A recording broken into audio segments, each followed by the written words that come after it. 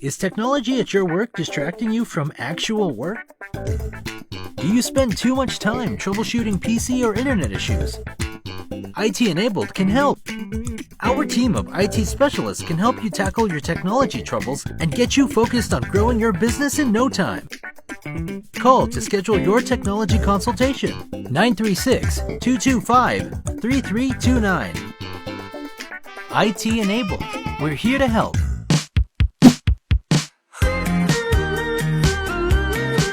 Hi, I'm Tara Watson-Watkins, President and CEO of the Lufkin Angelina County Chamber of Commerce. Welcome to the Connect podcast, connecting business to community. I'm here today with my co-host, Blake Pollino with BP Media Group. So in this episode, we sit down with Chris Moss of the Advanced Financial Group to talk about his journey in taking over a family business and growing it into something that it is today. So let's jump into that episode now. Well, we're excited to have Chris Moss with the Advanced Financial Group. Thank you, Chris, for joining us.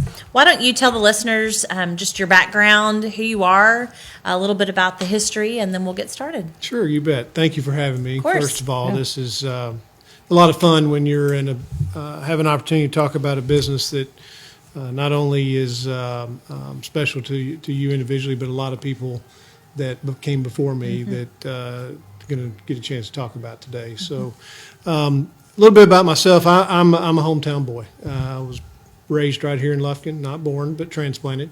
And so graduated from Lufkin High School in 91. Interestingly enough, made the comment probably to my parents that I'll be back to visit on the holidays and weekends. And 21 years ago, going on 22 now, this July will be 22, was made the trip back home and married me a girl here from big city Huntington, and then moved her to the bigger city of Lufkin. So we're just raising our two children here and really enjoy being in Lufkin, America. Nice. Yeah. Nice. As far as our business, really interesting. It never crossed my mind about this being a family business, truthfully. Both of my parents had banking backgrounds. One from the Savings and Loan, one from what is now Southside Bank many moons ago with the NCB and all the things that it used to be. And the transition from that industry to what was an American General office, and that's truthfully what the Advanced Financial Group was back in the day, was an American General office, life insurance only, to what it is today is pretty remarkable.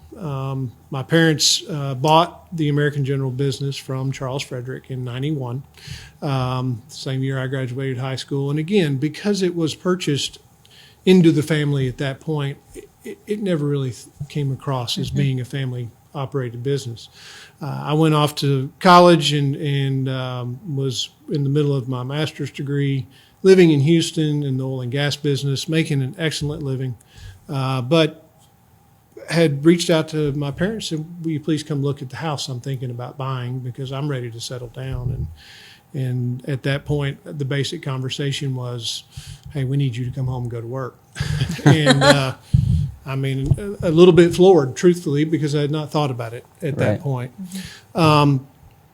However, after several weeks of studying on what am I going to be moving home to, the thought about I'm moving back home is at a time when I said, hey, I wasn't going to be back home. That's right.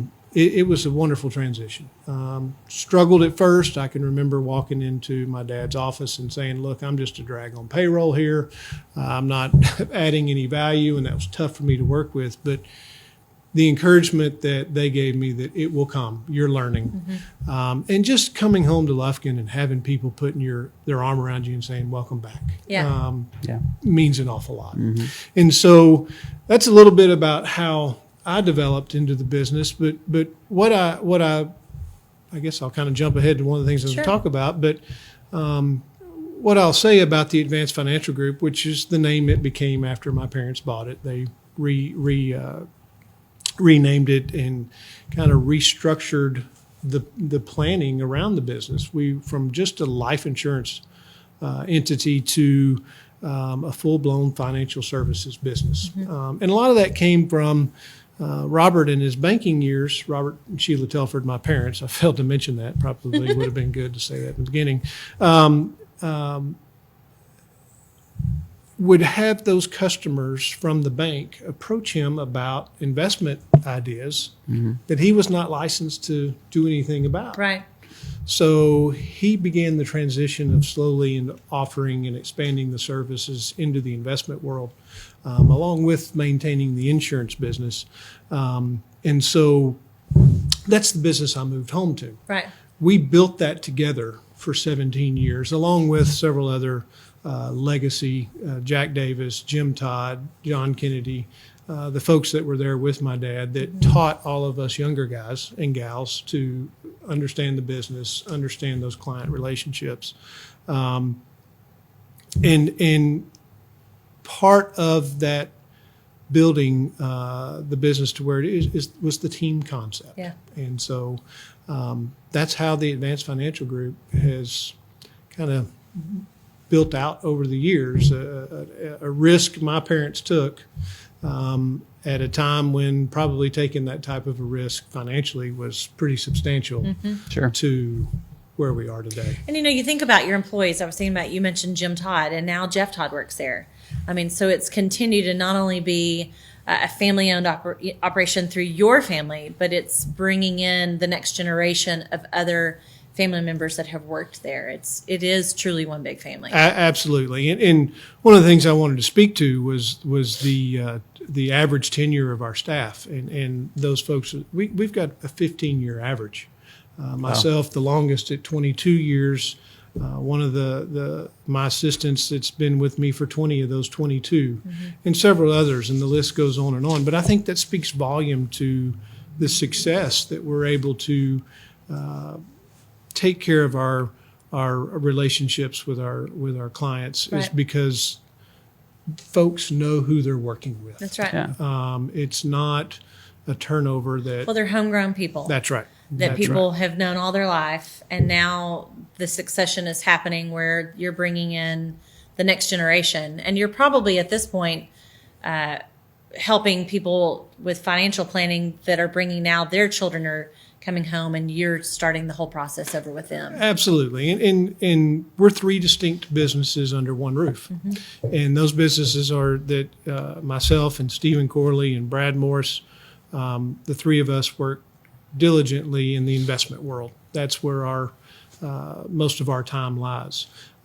Jeff Todd, his dad, they manage about 95 business groups that they do the benefits in. And that's everything from health insurance all the way to life insurance and disability. So you mentioned Jeff and Jim. Jim taught Jeff that business. Jeff is now teaching the next generation of people that are going to help him that That's right. business. And those legacies that Jim had are now understanding they can trust Jeff That's right. to carry that on. And then Alicia Stafford takes care of our Medicare and Medicare supplement planning, Part D prescription plans. And then probably the most newest or the most recent addition to the team from a sales perspective, and this is a name that most people know, is Matt Knight.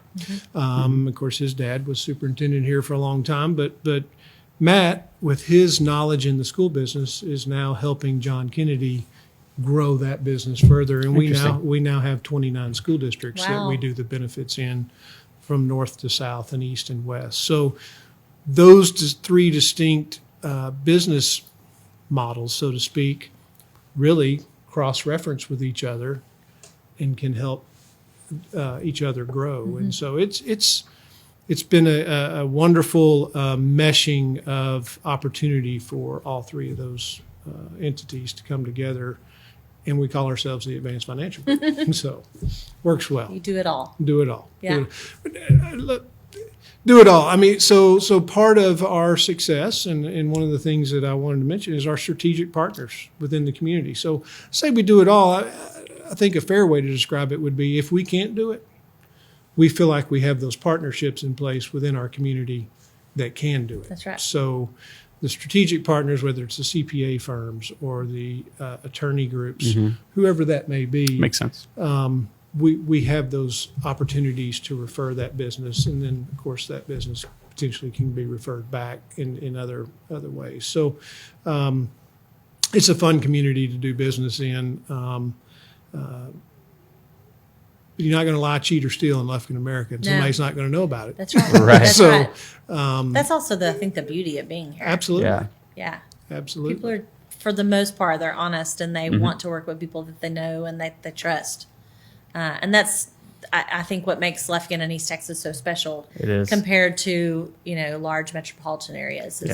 You do know the people that you deal with. It's not just a name and a number that you pick up and call. And the referral system is great because of that. I mean, it's just, we talk to people in other industries all the time, and they'll ask us, what form of advertising are you doing? And you're running ads here and there. And like, it's all word of mouth. Like everything that we do is referral based because of the community that we live in. One person will say, hey, we use these guys. And I can imagine even more for what you do. That's absolutely. Wildly important. It's one of the points I wanted to highlight was, I get asked all the time or hit on all the time about how you marketing your business. And the first answer is always, it's a referral business.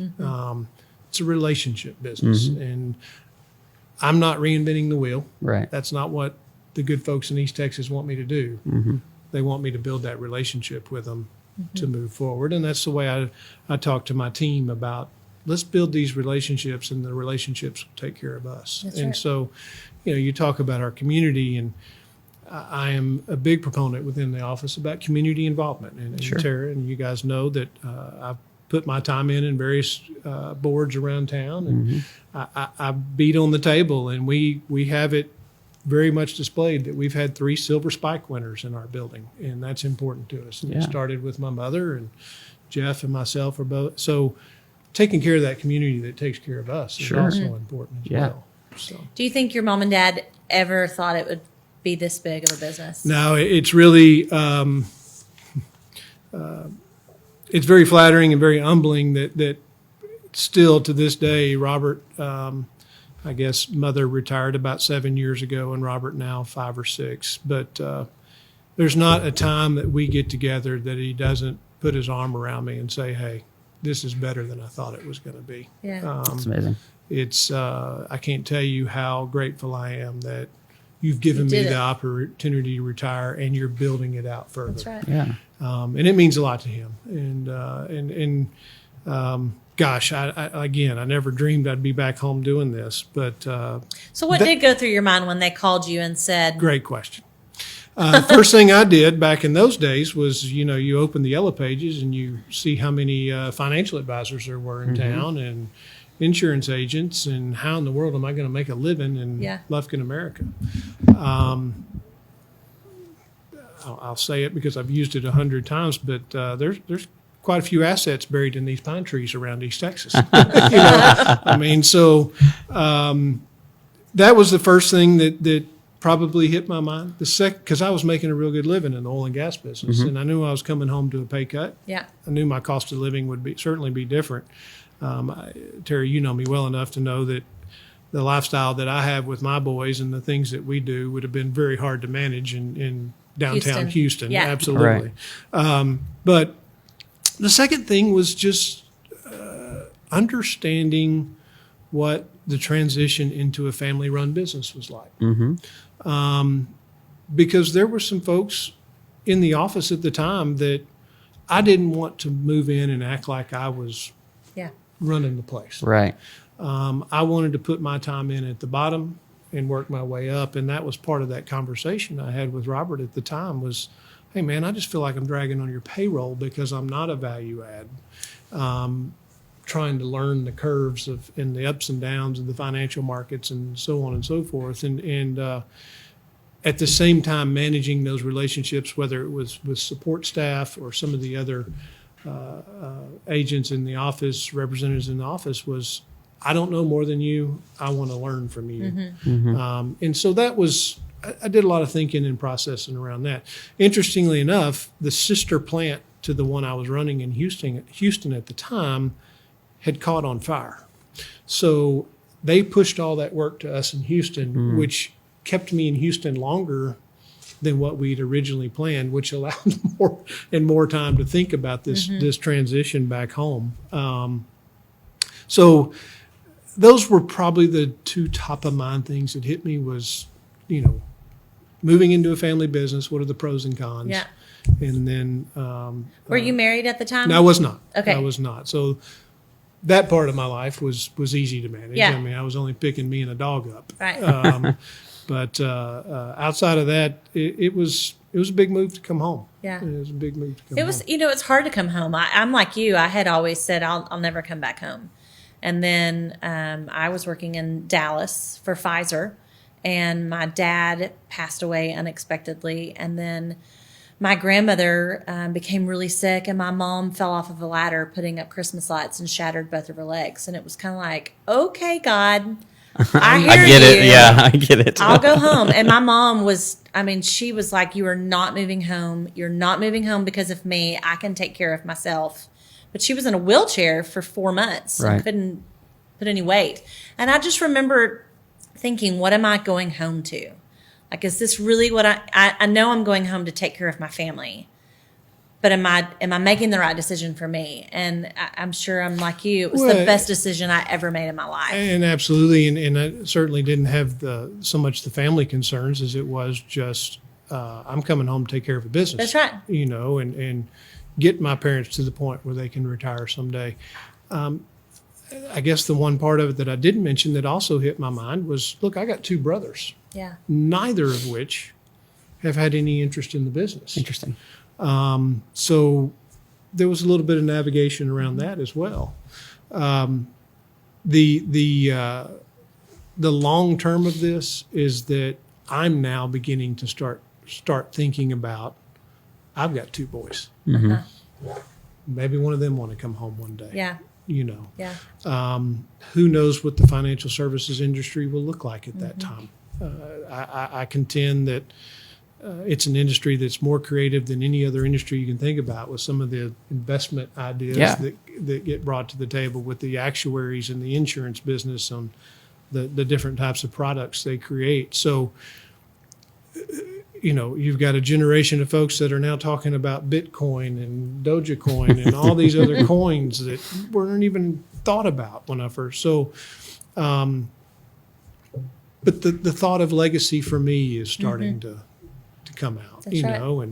and Stephen Corley, my partner's got some children. Who knows what their interests may be. Yeah. So we've got opportunities for the Advanced Financial Group to go beyond me. Yeah. And I think that's what my parents saw was, here's an opportunity for it to go beyond us. That's right. Do you think they're interested in heading that same way as well, coming back and being part of the business? The youngest, so one of the boys, I think so. The other one is going down the path, I'll never be back to East Texas. Right. He- We all said all that. been I there. did the same thing. We've all been there. And a lot of people we've had on this podcast have said that same story. So you never know. He's, He might actually be the one that. That's that right. does. That's right. He's eat up with his FFA and livestock business, and so he wants to be somewhere where it's easier to grow hair on cattle, is what he tells me, and it's not in the humid air of East Texas. Interesting.